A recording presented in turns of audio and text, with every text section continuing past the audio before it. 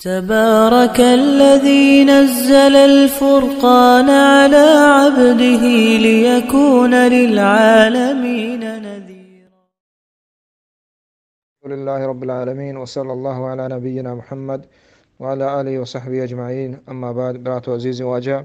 یک برات جس کتا کہ حاجی کے حجہ کہاں آیا ما حاجی ہم بگوشیں ما گوشیں اگر ما گوشیں مارا جانا تو من برات عزیز واجہ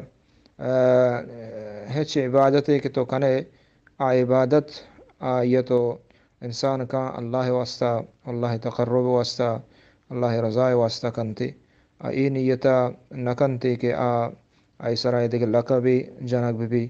چونکہ میں نماز دروان عبادتی تو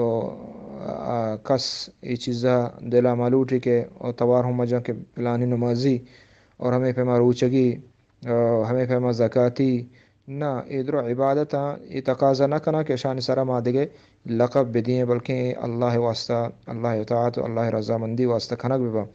اور ہچ مردم اے دلا ہم معیاری کہ یک اگر حاجی حج کتا گون حاجی نوشنتے اے دلا معیاری بلکہ آئی چیزا وش بھی کہ اے یک یعنی رسم رندہ پیدا بتا سلفانی توقع یہ چیز نہ بتا ہچ یعنی وارد نہیں سلفانی توقع کہ ما نبشتہ یہ کتابانی تہا کہ حاجی عمر رضی اللہ تعالیٰ عنہ حاجی ابو بکر رضی اللہ تعالیٰ عنہ حاجی نبی صلی اللہ علیہ وسلم یا حاجی عید کے صحابہ کرام یہ حج کستے تقاضا یہ نہیں کہ شید کے لقبی دیگ ببیت اور بعض مردوں ہمیں چیزیں سمجھی کہ اگر حاجی نوشتش پلانی گوڑا بزنش حج قبول نہ یہ غلط ہیں گپ سراسر بلکہ حج قبولی و قبول بیگ و نہ بیگ تعلق شہچ نہیں اس اصلاً اگر حج تو ہما ڈولا کہ اللہ وشتہ و اللہ رسول وشتہ اور آئی تو کا فسق فجور نہ کتا و اتباع کتا نبی صلی اللہ علیہ وسلم تو حج ادا کتا حج اللہ تعالیٰ کر رہا انشاءاللہ مقبول بھی باقی یکی اگر نگوشی طرح حاجی شمانا ہے کہ حج قبول نہ بیتا